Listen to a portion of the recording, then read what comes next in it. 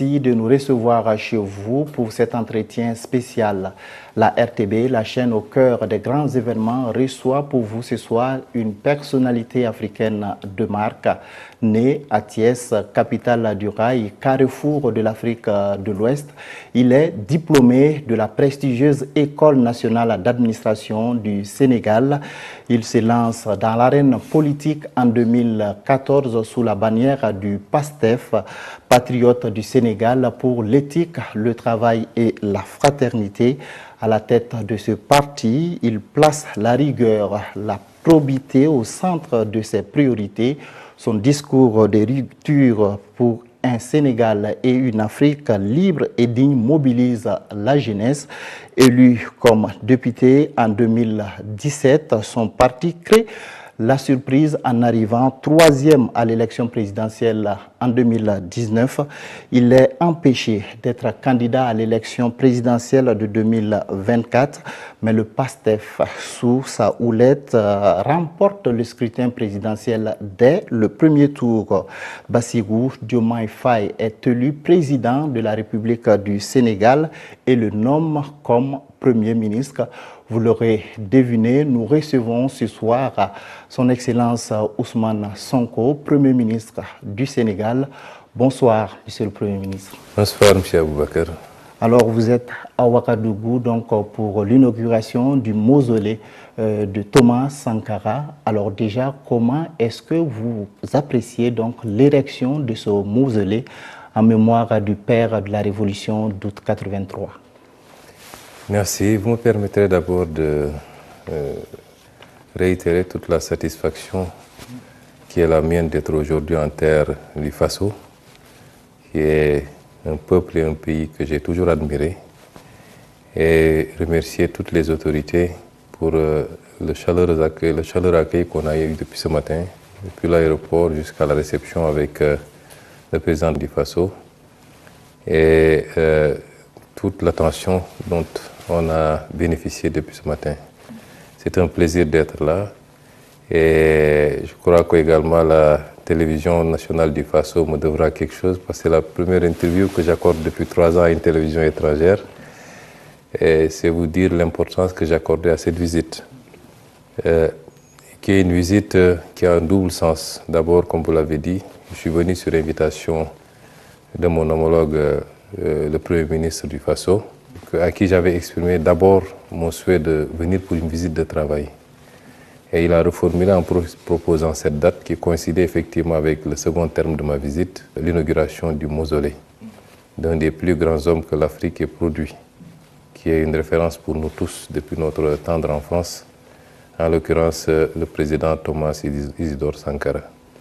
Et j'ai sauté sur l'occasion parce que coïncidence ne pouvait mieux tomber pour être là aujourd'hui. Et nous avons démarré effectivement les discussions de manière plus ou moins informelle. Il y aura une rencontre intergouvernementale pour aborder, passer en revue la coopération entre les deux États. C'est une inauguration qui a beaucoup d'importance pour nous. Tous ceux qui m'ont suivi depuis des années ont entendu la référence régulière que j'ai faite à Thomas Sankara dans mes discours, dans mes écrits également. Ce n'est pas de la démagogie. Je considère que c'est un homme qui a beaucoup apporté à l'Afrique, qui certainement était peut-être un peu en avance sur son temps, mais qui aujourd'hui continue de nous inspirer dans la double dimension de son combat, dimension de souveraineté, de patriotisme, c'est extrêmement important, mais dimension également d'une gestion rigoureuse et sérieuse de l'État, sobre, pour être au service des populations. Et c'est pourquoi c'est important pour moi d'être aujourd'hui ici et de représenter à travers moi son Excellence le Président de la République, Bassirou Diomaye Faye, mais également tout le peuple sénégalais. D'accord, justement, que représente le président Thomas Sankara pour vous? Vous savez, nous nous sommes lancés en politique à partir d'un certain nombre de constats, des constats relatifs à des préoccupations internes au Sénégal, mais des constats beaucoup plus génériques par rapport au rapport de l'Afrique au reste du monde. Et évidemment, deux notions ont pris une importance particulière dans notre diagnostic de base qui a prévalu à la création du parti, la notion de patriotisme qui interpelle le Sénégal en tant que peuple, en tant que nation, en tant qu'État, et la notion de souveraineté qui renvoie au panafricanisme dans sa dimension la plus fluide. Évidemment, l'Afrique n'est pas une réalité homogène.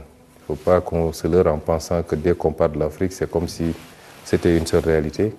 C'est un continent qui, d'est en ouest, du nord au sud, présente des spécificités. Mais c'est un continent qui, à la base, regroupe un certain nombre de caractéristiques communes, indépendamment des petites différences. Et sous ce second aspect, un certain nombre de leaders politiques illuminent effectivement nos réflexions, mais également guident quelque part notre action. Il s'agit certainement du président Thomas Sankara, mais il y a d'autres leaders comme Patrice Lumumba, comme Mamadou Dia au Sénégal, qui est d'ailleurs une de nos références les plus solides. Vous avez vu que récemment, le président Diomaye a rebaptisé la plus grande avenue chez nous pour lui donner le nom du président Mamadou Dia. Certainement d'autres, Kwame Nkrumah à côté. C'est autant de leaders qui nous inspirent. Évidemment, nous nous inspirons d'eux, mais en nous adaptant à notre contexte. Les contextes ne sont pas les mêmes et nous pouvons prendre beaucoup de leurs idées, de leur conception des choses, mais en l'adaptant à notre contexte, à notre temps et aux outils dont nous disposons aujourd'hui. Et c'est cela que représente effectivement Thomas Sankara. Ce n'est pas seulement dans le discours politique, mais les actes qui ont été posés durant le court temps qu'a duré son règne pour souverainiser le Burkina Faso, pour ramener les valeurs et les traditions qui fondent la société burkinabé. Ça, c'est extrêmement important pour tout Africain qui veut aujourd'hui mener un combat similaire. Justement, est-ce que vous pensez que les pays africains aujourd'hui doivent s'inspirer donc de cet idéal de souveraineté, de lutte contre l'impérialisme qu'a incarné le président Thomas Sankara donc pour aller de l'avant? Vous savez, je serais très prétentieux pour pouvoir parler au nom de toute l'Afrique et j'éviterai sûrement d'apparaître comme un donneur de leçons. Je peux parler du Sénégal avec beaucoup d'aisance. Je peux, avec beaucoup d'humilité, faire des suggestions pour le reste de l'Afrique. Et je pense que nous devons poser les actes dès lors qu'on nous a dit que nous étions des États indépendants. Cette indépendance, nous l'avons arrachée d'une manière ou d'une autre. Certains ont dû lutter militairement, même j'allais dire physiquement. D'autres ont eu à mener des luttes politiques pour aboutir à l'indépendance. Dès lors qu'on a cette indépendance, c'est à nous de donner un contenu à notre souveraineté. Qu'est-ce qui a fait que durant toutes ces années, nos leaders, en tout cas une bonne partie de nos leaders, ont accepté de continuer de subir les dictats et les ordres venant d'ailleurs? Ça renvoie à nous-mêmes, à nos élites d'abord, mais également peut-être pour une moindre part au peuple qui doit s'intéresser et s'impliquer dans la gestion de la chose publique. Et c'est pourquoi nous considérons qu'il nous faut beaucoup moins être dans la défensive, mais incarner de manière offensive l'indépendance que nous avons acquise. C'est-à-dire que nous avons acquis en posant des actes très concrets et voir dans quelle mesure ces actes-là seront contredits ou contrecarrés par d'autres. À partir de ce moment, on pourrait revenir sur l'aspect défensif de la souveraineté. Et c'est pourquoi, si je prends l'image du Sénégal, depuis 1 an qu'on est au pouvoir, on a posé des actes de souveraineté. Je n'en veux pour preuve que la présence militaire. On a dit, on ne peut pas admettre au Sénégal qu'il y ait des bases militaires étrangères. Et pour tout pays qui avait une base militaire au Sénégal, on l'a notifié pour leur dire que nous demandons ce qui retire toutes les troupes du Sénégal. Et cette opération est lancée. Si vous avez suivi l'actualité, il y a 2 jours, une base militaire a été libérée et le processus prendra fin d'ici le mois de juillet et le Sénégal n'aura plus sur son sol de base militaire étrangère. On n'a pas besoin, pour moi ça doit être un acte ordinaire pour un pays, de dire nous sommes souverains, nous avons une armée nationale, nous avons des forces de défense et de sécurité, nous pensons pouvoir gérer nous-mêmes notre sécurité. Et c'est autant d'actes qui sont posés sur la gestion de nos ressources naturelles. Qu'est-ce qui a fait que l'Afrique n'ait pas pu bénéficier de ces ressources naturelles comme l'ont pu d'autres zones du monde, en Asie, dans le Golfe, en Europe, en Amérique. Tout le monde jouit de ces ressources naturelles, sauf l'Afrique. Pourquoi? Est-ce qu'il y a besoin d'un discours? Non. On pose les actes. S'il y a des choses à renégocier, on les négocie. Nous sommes ouverts pour le partenariat avec le monde entier, mais qu'il soit juste, équilibré et mutuellement gagnant. Ça, c'est des actes qu'il faut poser et avancer. Et je pense que nous nous inscrivons, nous, dans cette dynamique et nous souhaitons que ça puisse être le cas de tous les pays africains parce que le continent doit prendre son destin en main maintenant et de manière souveraine, de manière assumée, mais en comptant d'abord et essentiellement sur lui-même. Et c'est je n'ose pas de manière péremptoire ou impérative l'élargir à tout le monde, mais je peux, dans le discours et dans les actes qu'on pose, en espérer, inspirer également, comme nous nous inspirons nous-mêmes de ce qui se fait de bien dans d'autres pays africains. D'accord. Alors, Monsieur le Premier ministre, l'une des questions en débat actuellement au sein de la jeunesse africaine, c'est la question donc du franc CFA.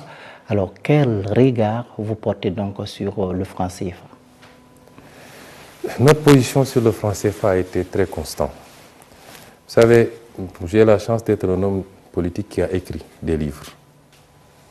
Et ma pensée est dans ces livres-là.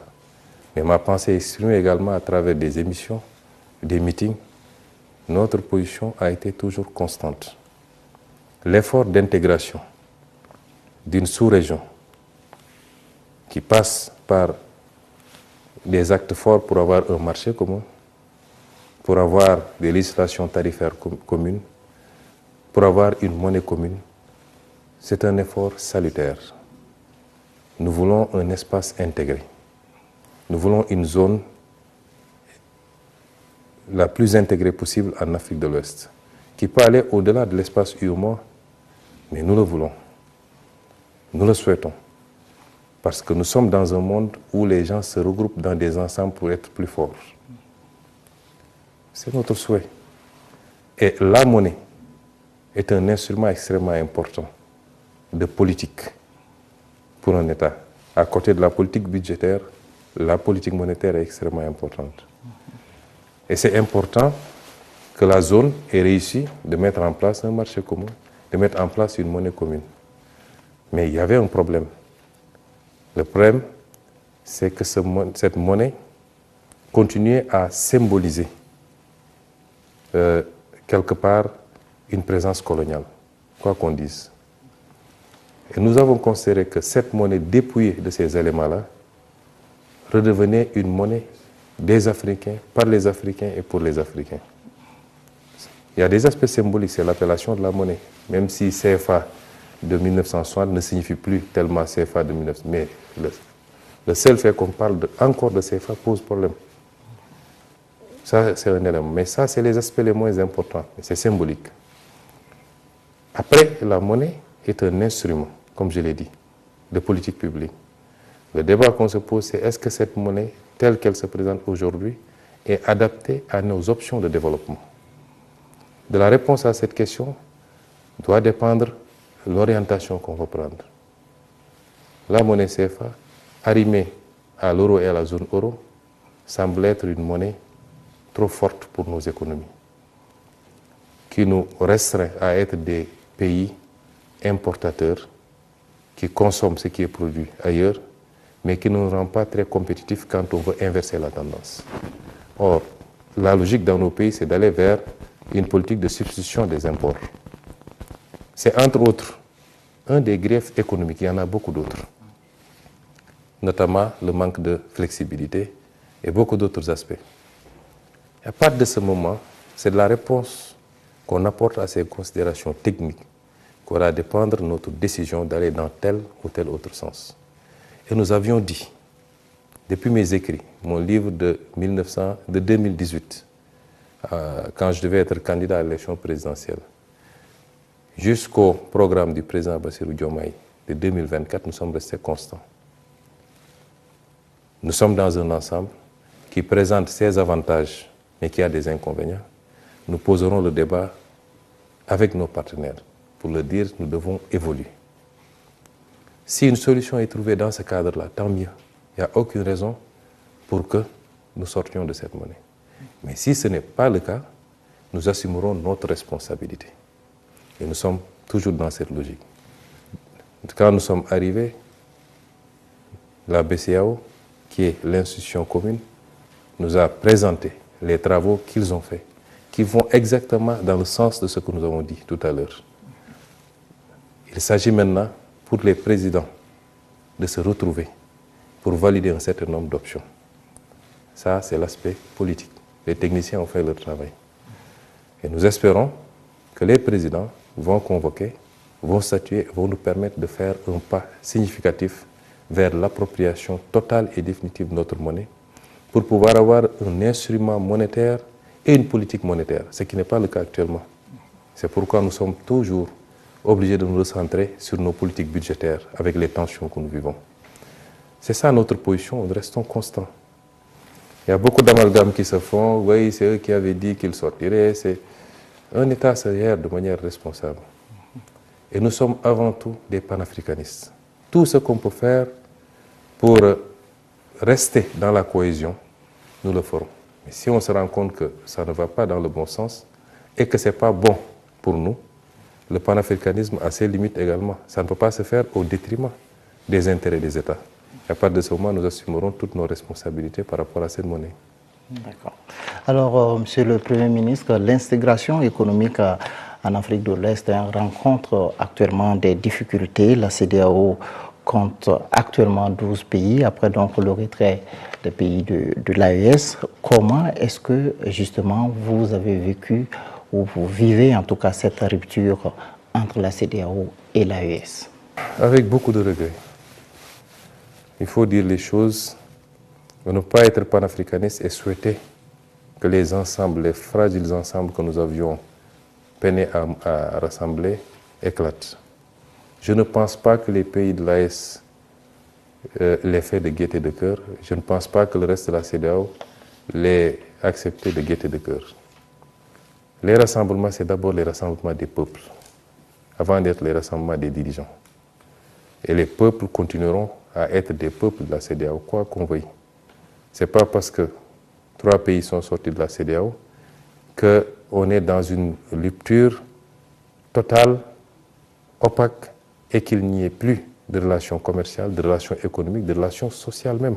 Parce que de part et d'autre des frontières, c'est souvent les mêmes populations avec les mêmes ethnies qui vivent.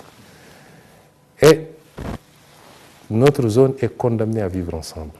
Nous sommes liés par l'histoire, par la géographie. Nous n'avons pas de choix. Maintenant, il y a des situations politiques qui se présentent à nous. Des erreurs ont été commises. Il faut dire les choses telles quelles. Je n'ai pas commenté la décision. Lors de sa dernière sortie sur la question, le président Diomaye Faye a appelé à respecter la décision des pays de l'AES. C'est une façon de parler. Qu'on le veuille ou qu'on ne le veuille pas, on le respecte, c'est des États souverains qui prennent leurs décisions. Des erreurs ont été commises à la base, je pense que principalement des erreurs de la CEDEAO dans la gestion d'un certain nombre de situations. Je l'ai dit quand j'étais opposant, je le redis aujourd'hui. Et je ne dis pas des choses pour plaire au pays de l'AES ou pour plaire à la CEDEAO. Je ne suis pas dans ces considérations-là. Malheureusement, nous sommes dans un manichéisme qui fait que de plus en plus le discours c'est « il est avec moi ou il est contre moi ». Vous pouvez être convergent sur 80%, 90%, il suffit que sur une question, il y ait des avis divergents et vous devenez, des avis divergents du moins, et vous devenez l'ennemi. Ce n'est pas ça. Nous devons aujourd'hui nous élever à la hauteur de nos responsabilités, tous tant que nous sommes. Je ne cherche pas à plaire aux uns et aux autres. Je reste fidèle à mes idées. Je dis qu'à la base, il y a eu des problèmes. Quand il y a eu la prise de pouvoir au Mali, j'ai été le premier à faire un message de soutien absolu. Ce fut le cas ici, au Burkina Faso. Quand il y a eu la prise de pouvoir au Niger, j'étais en détention. Mais j'ai réussi à faire passer un texte sur ma page Facebook non seulement pour apporter mon soutien, mais pour m'inscrire en faux par rapport aux menaces de la CEDEAO de l'époque d'intervenir militairement. C'est des choses qu'on ne peut pas comprendre. L'embargo qui a été fait contre le Mali, c'est inacceptable.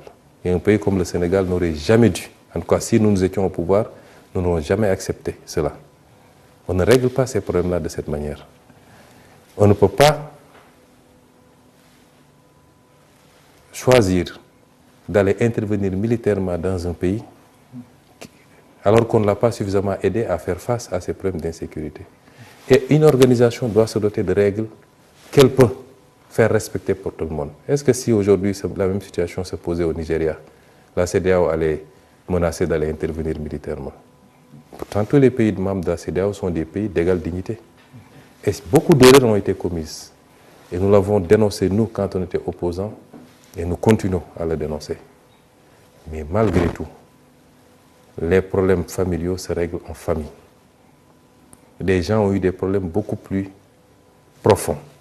Des gens se sont menés des guerres qui sont devenues des guerres mondiales, avec des dizaines de millions de morts. Et aujourd'hui, ils sont dans les espaces intégrés pour faire face au reste du monde. Et c'est nous, dans ce sens-là, que nous avions dit que notre souhait, c'est que l'espace n'éclate pas. Parce que même si ça a éclaté, nous continuerons à travailler ensemble. Prenez le cas du Burkina et du Sénégal. Nous avons 20 accords de coopération signés et ratifiés.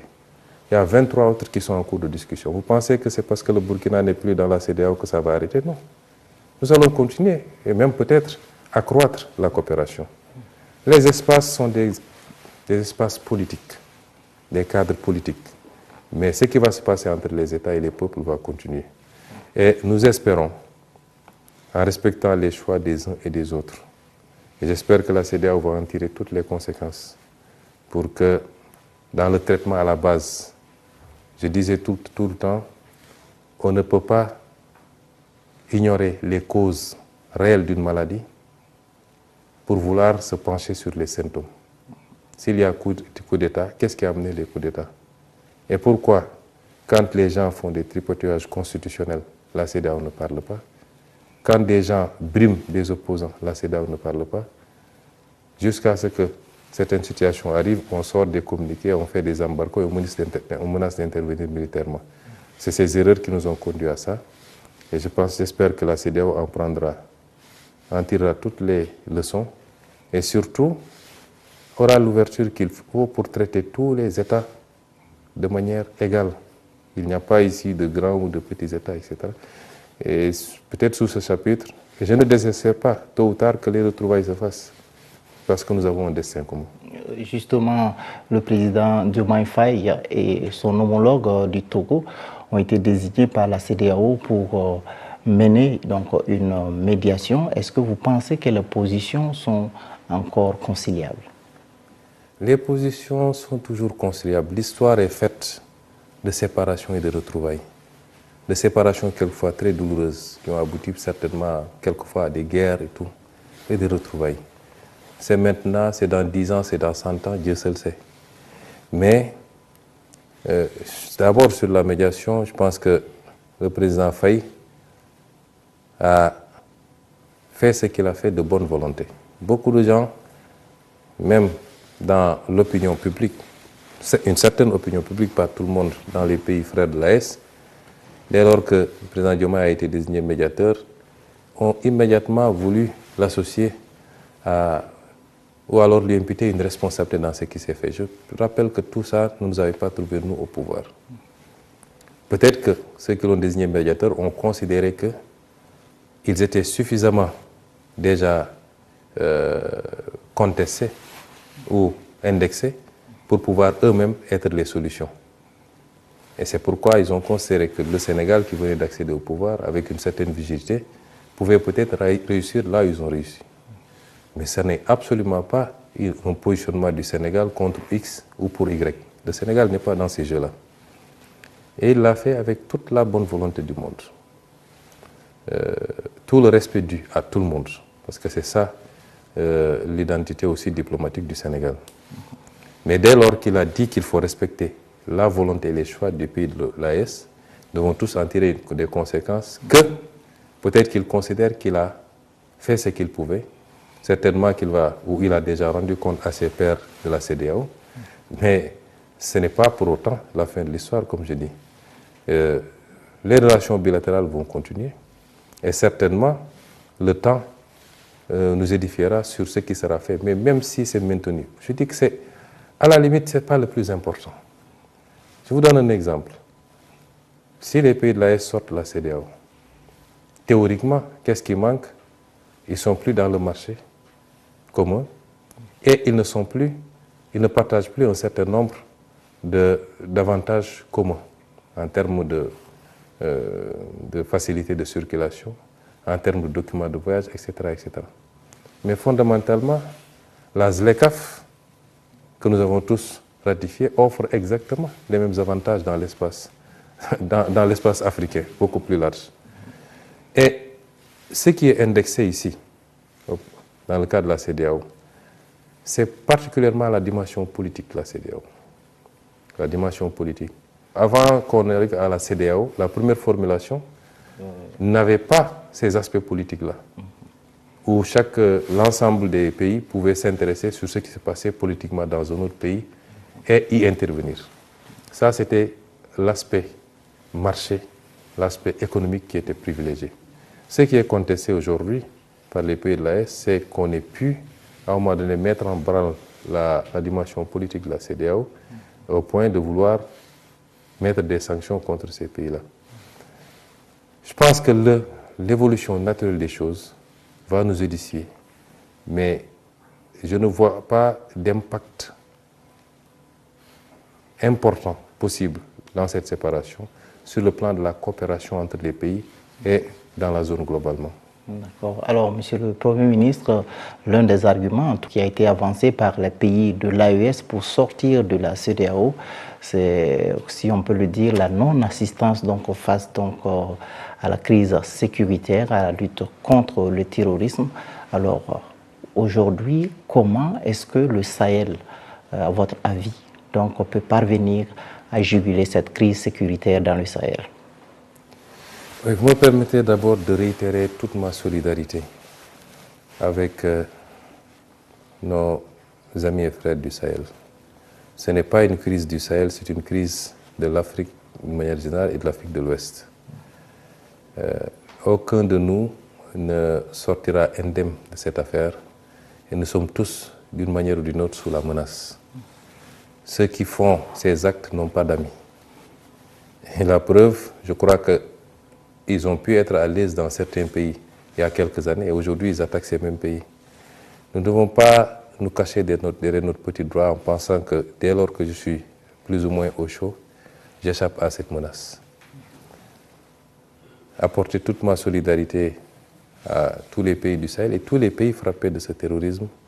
Je crois que le Nigeria le vit depuis pas mal de temps avec un mouvement interne, beaucoup d'autres pays, et même de plus en plus des pays comme le Bénin, le Togo, et ainsi de suite. Le Sénégal est menacé également par ce phénomène. Peut-être que pour le moment, c'est plus difficile, mais je sais que dans la stratégie de ces groupes, aucun pays ne doit penser être épargné.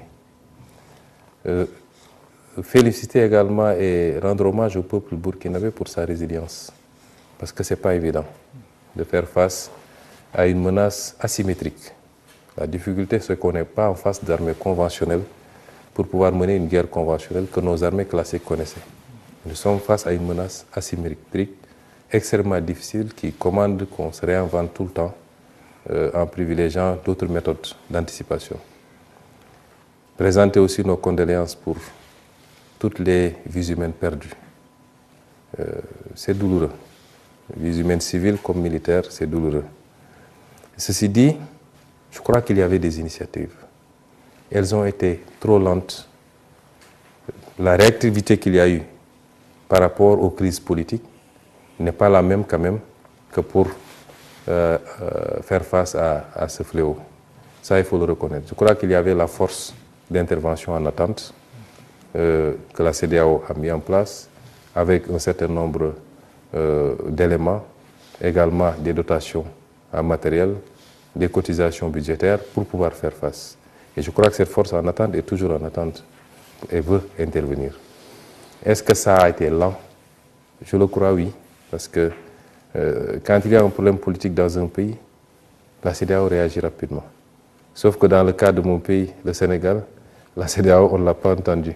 Quand nous-mêmes, on était martyrisés, et j'étais en prison, on a vécu beaucoup de choses, on n'a pas entendu la CEDEAO. Je crois que c'est quand il y a peut-être des coups d'État qu'elle réagit rapidement. Mais ceci dit, pour moi, il n'est jamais trop tard, même dans la configuration actuelle, qu'il y ait l'AES à côté, le reste de la CEDEAO. Mais des pays de la CEDEAO sont frappés aujourd'hui par le terrorisme. Le terrorisme ne connaît pas de frontières. Il ne connaît pas de pays. Il ne connaît pas d'entité AES ou d'entité CEDEAO. Il frappe partout où il peut frapper. Donc, voilà un terrain de coopération entre l'AES et le reste de la CEDEAO qu'il faut continuer à implémenter, mais faudrait-il que les partis se retrouvent et continuent à se parler. Ce n'est pas la fin du monde que 3 pays aient décidé de s'organiser en confédération, mais ils sont des pays frontaliers à des pays de la CEDEAO. Il faut que les discussions reprennent, qu'on se retrouve autour des questions sécuritaires. Je dis que l'Afrique a 2 problèmes qui se manifestent de manière différente selon les pays. C'est le problème sécuritaire et c'est le problème économique. Dans le cas du Burkina, la difficulté, c'est qu'il faut allier l'impératif du sursaut économique, et je salue tout ce qui est en train d'être fait sur le plan de la révolution agricole, etc., mais l'allier à faire face également à cette menace, ce qui est très difficile. Et je pense que les pays africains, de manière générale, mais la zone CEDEAO, doit s'organiser pour faire face. Je rappelle que les gens oublient que le plus vieux contentieux militaire de l'Afrique même se trouve chez nous, en Casamance, qui est ma terre natale.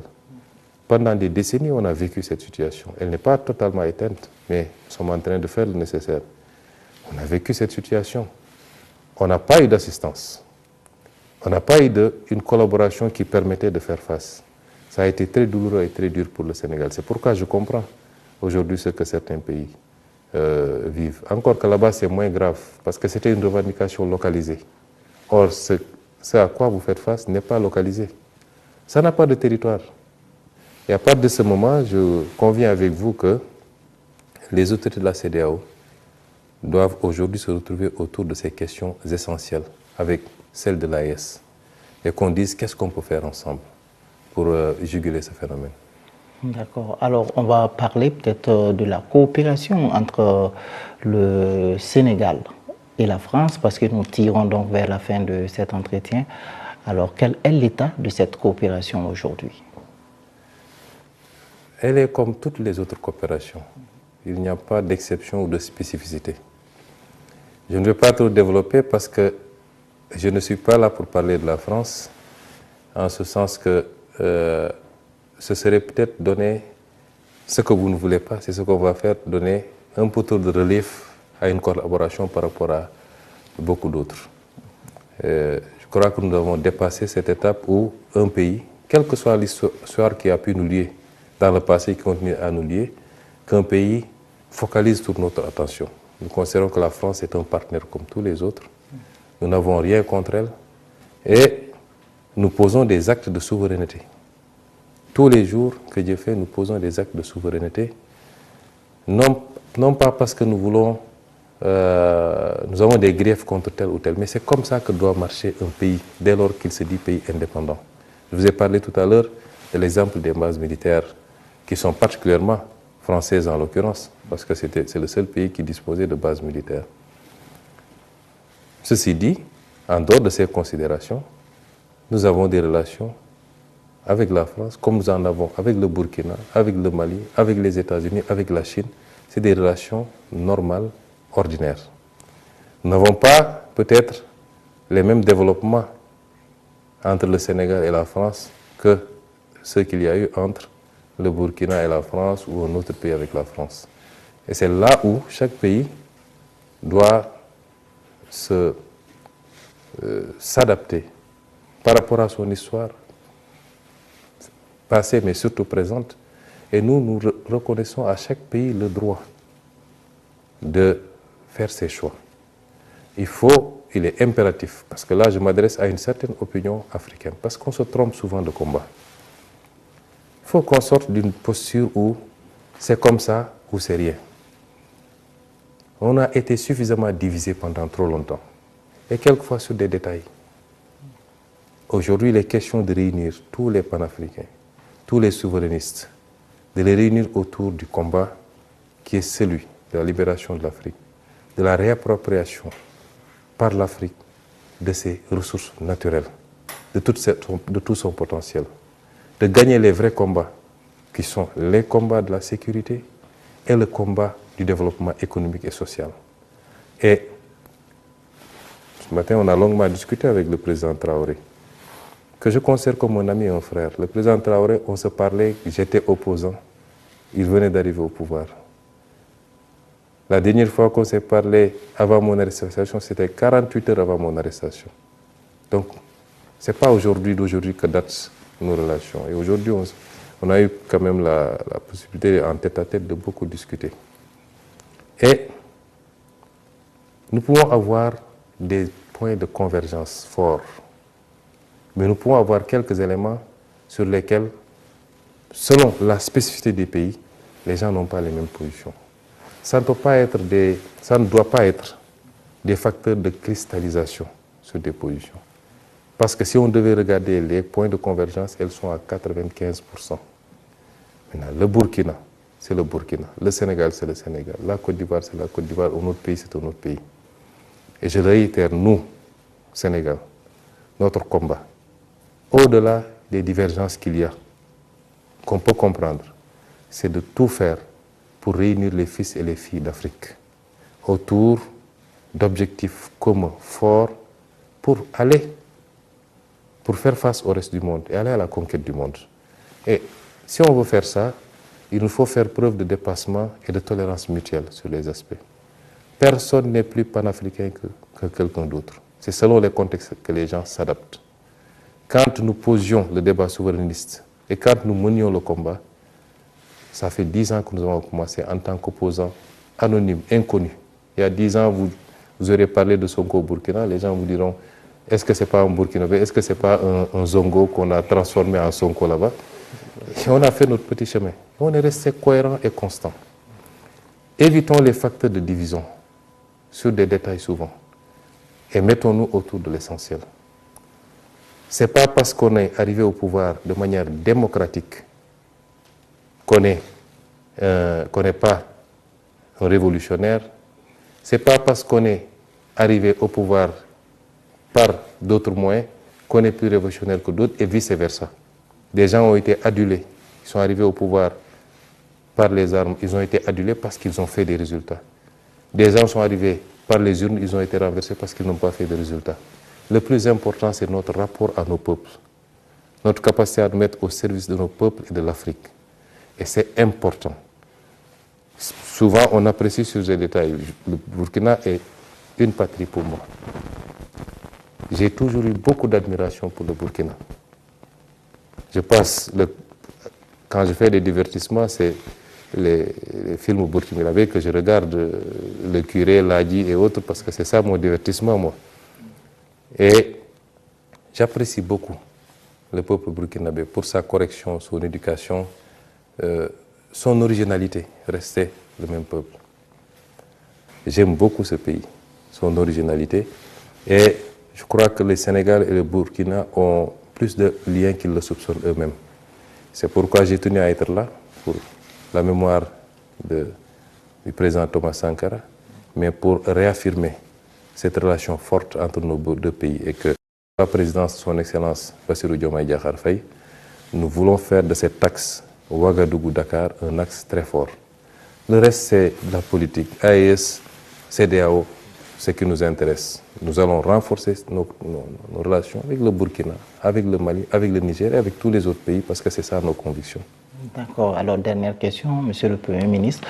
Alors, vous êtes là pour le mausolée Thomas Sankara. Aujourd'hui, quel message vous avez donc à l'endroit de la jeunesse africaine? D'abord, un message de d'unité. Je crois qu'il y a,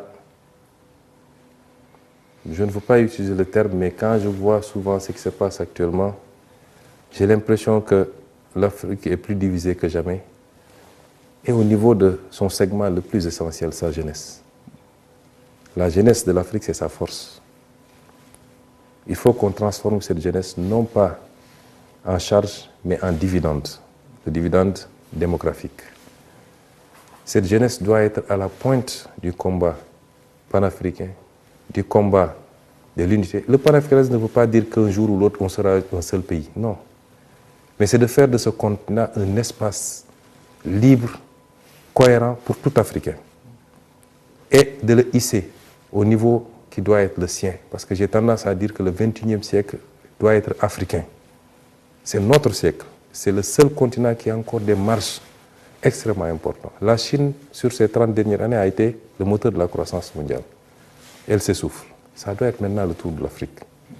Évidemment, il nous faut régler la question de la sécurité, je suis d'accord avec vous. Mais il nous faut beaucoup parler à notre jeunesse. Qu'on ne se trompe pas d'ennemis. L'adversité qu'il y a quelquefois entre les... Même pour une petite compétition de football, c'est comme si c'est la guerre mondiale entre nos jeunes. Je pense qu'il faut aujourd'hui que notre jeunesse comprenne qu'elle doit être le fer de lance de cette unité. Il peut y avoir des problèmes politiques entre les dirigeants politiques, mais ce n'est pas entre les peuples. Aucun peuple africain ne est un autre peuple africain. Et souvent, au sein d'un même peuple, les actes posés par les gouvernants sont désapprouvés. Certains vont même jusqu'à faire des manifestations pour soutenir X ou Y. C'est un message d'unité, un message de dépassement. Qu'on sache que aucun de nos pays ne peut aller sans l'autre. C'est illusoire. Soit, quand même, un pays peut se développer s'il est bien géré, s'il est stable et s'il fait le nécessaire, il peut se développer. Mais il ne sera jamais une puissance. Parce que pour être une puissance, il faut un territoire, il faut une population. Si je dis territoire, c'est un territoire vaste. La zone Afrique de l'Ouest fait 6 500 000 km². Moins que la Chine, qui a 8 900 000, moins que les États-Unis, qui a 9 millions presque. Il faut une population.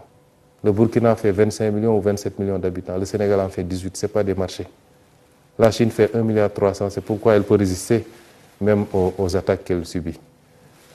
Nous avons ce destin commun, il faut qu'on le comprenne.